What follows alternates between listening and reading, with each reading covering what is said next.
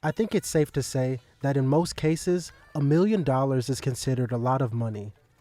And for aspiring artists, $1 million deal is a goal and dream many have had since kids. Not only is this a big deal, no pun intended, but it's also a milestone because it signifies that all the sacrifices, hard work, and pain were well worth it. Pretty much, this is a lot of artists' I've made it moment. And hey, I'm not here to minimize anyone's accomplishments, but though few ever realize their dream, those that do are often faced with a stark realization.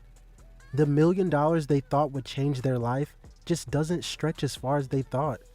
It may seem like there's more than enough money to go around, considering all the chains, watches, cars, houses, and everything else rappers flex constantly. But have you ever thought about where the money was coming from?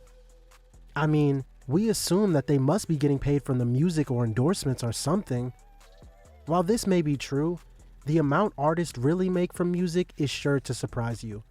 Call it pocket watching, hating, speculating, or anything else you'd like, but for the sake of this video, we will be breaking down about how much an artist really ends up with from $1 million, because the true numbers are revealing to say the least.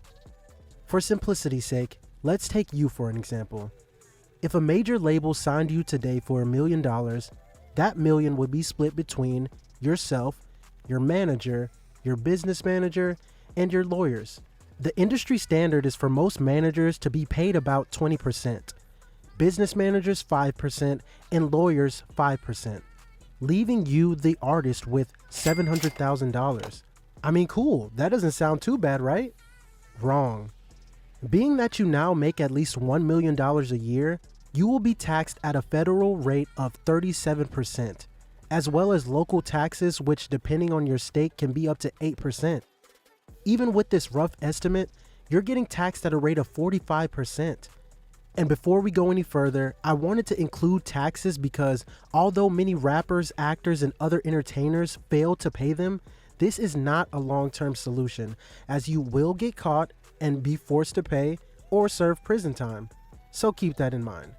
These numbers are considering you're doing everything above board, which you and I know is not happening universally. Now back to the breakdown. $700,000 taxed at a rate of 45%, which we'll round to 50, leaves you with about $350,000. Some may be saying, well, that's not too bad, right? And wrong again. See, what many people forget is that in life, nothing is free. That includes an advance from a label. Any money they give you is considered recoupable and must be paid back. So, not only will you pay taxes on the million you receive, but you will have to pay it back in some form or fashion, which we will get into later. Now you have $350,000 after paying everyone off and you're feeling good. But that $350,000 is supposed to cover the cost of recording an album, living expenses, promotion, and marketing. But as we know, to be a rapper, you gotta look like one.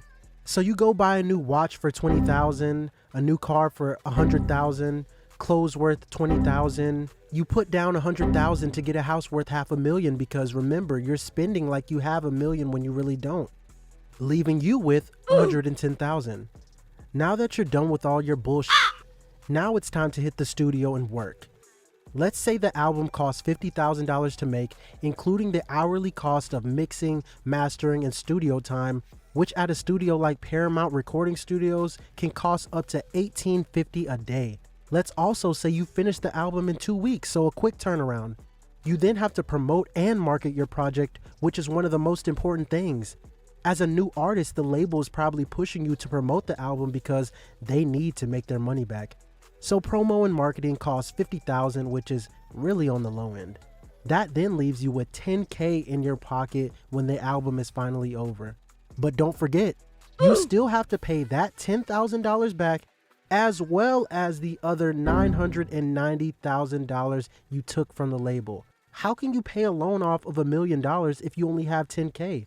Oh, with your album sales. Okay, let's say the album comes out and you sell $1 million worth of albums, which would be extremely unheard of as a new artist, but let's hope for the best. Would that be enough to pay off the labels? No. Even though your album made $1 million, you only get a percentage of that money. This percentage will vary person to person and contract to contract, but honestly, rappers these days are getting about 15% and the labels take 85%. In some cases, even 90 or 100%.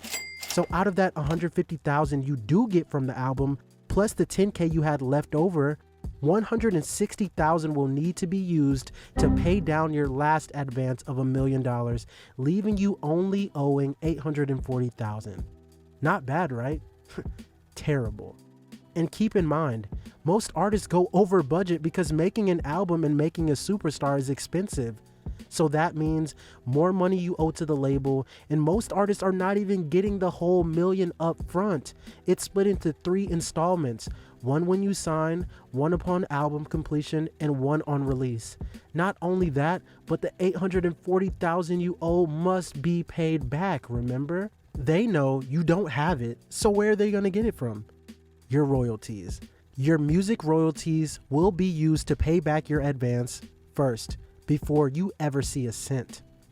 So the album you worked so hard for may never make you any money as long as you owe the label. There are so many different situations, contracts, and scenarios in which the artist could end up with more or less money. But honestly, this is typical of any new artist that does not have leverage who's signed to a 360 deal or any similar agreement. So the next time you get jealous seeing the next big thing get that $1 million deal, wish them some luck or at least buy their music, because $1 million just isn't as much as you think.